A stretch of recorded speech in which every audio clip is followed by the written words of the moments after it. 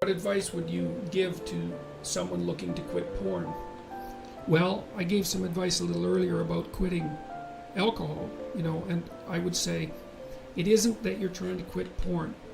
It's not the right way to think about it. The right way to think about it is that you're trying to figure out how to have a better life. And so you have to figure out, well, I would say do the future authoring program and keep your porn addiction in mind and think.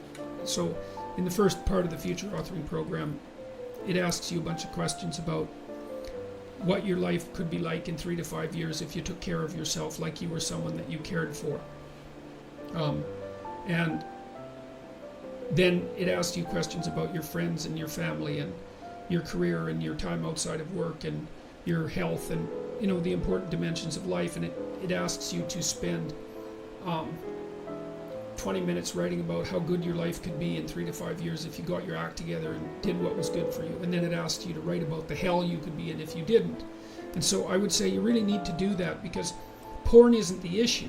The issue is that you're not living your life the way you want to. And so you need a vision of life that's more compelling than the porn, and you need a counter vision too that frightens you, because otherwise porn is obviously extraordinarily gratifying in the short term, but you seem to be suffering from the medium to long-term consequences of its use. And so you need a story that you can tell yourself that's really deeply thought through about why this is not appropriate for you, how it's hurting you, and how it's minimizing you and perhaps making you embarrassed and ashamed and more socially isolated and all of that. So I would say think about it as cleaning up your psyche and your behavior rather than merely stopping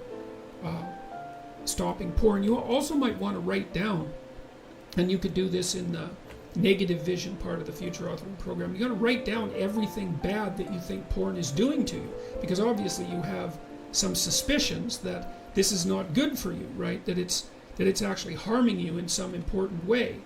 And so you need to be fully cognizant of what those ways are, and then take them seriously and decide if that's the pathway through life on which you wish to travel. And then I would also say good luck to you. It's a very good idea to identify one of your weaknesses and work on it. You can strengthen yourself substantially by doing that.